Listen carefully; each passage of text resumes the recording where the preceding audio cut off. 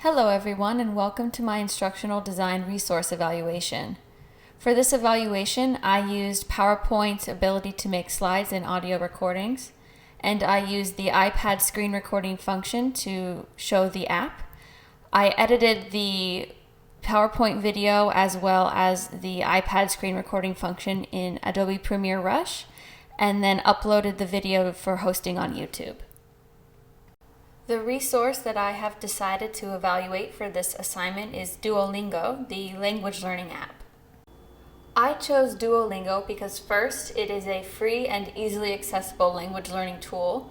Duolingo has over 100 million monthly active users across their website, iOS, and Android apps. For many learners nowadays, Duolingo is the first language resource they download. Second, my professional background is in second language acquisition, so I wanted to critically evaluate both the app's layout and the quality of their language learning tools. The evaluation tool I used was Kathy Schrock's critical evaluation of a content-based app. I chose this evaluation since it covers how an app might be used in a classroom, such as its effect on student motivation and autonomy, and how it can support classroom goals and support teachers. The app is easy to navigate, has multiple modalities with text, audio, and some graphics, and is very user-friendly in its design. The two areas where Duolingo has room for improvement are mainly authenticity and reporting.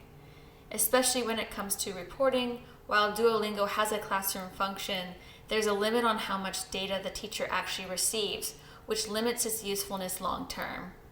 What I learned from using this evaluation tool is that Duolingo is a well-designed app. This evaluation tool does not cover the actual content used, so that was a little disappointing. While searching, I found other evaluation tools, but nothing quite matched what I was looking for, so I chose to use this one. When evaluating the app, it's easy to become drawn in by the bright colors. You have the bright green at the top versus the dark background. You can also switch to the white background, but I personally believe the contrast principle is better illustrated against a dark backdrop. There's also the repetitive nature of the icons. These remain consistent throughout the app, which helps give it a consistent design language, and learners are able to navigate the app more easily. Finally, with design principles, there's the layout of the lessons. The alignment is quite clear. At the top, you have the section and unit, and if clicked, you can see the grammar rules for that particular unit. And then, as you continue down, you can see the app flow downwards, leading the learner to continue their lessons. Next, let's look at the multimedia principle. There are two main types of graphics here, decorative and representational. There are not many representational graphics past the first few lessons, so that is one area where Duolingo could improve. But it is good that they have these graphics for beginners.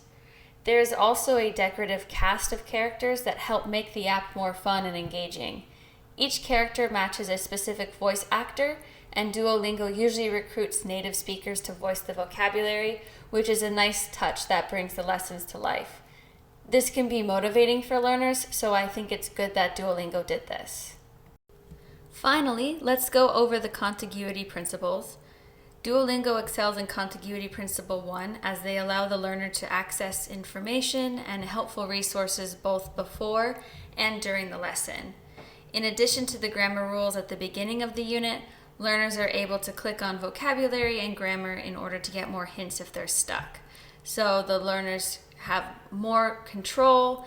They can re-listen to audio, read grammar rules, or get help with difficult vocabulary if they feel the need.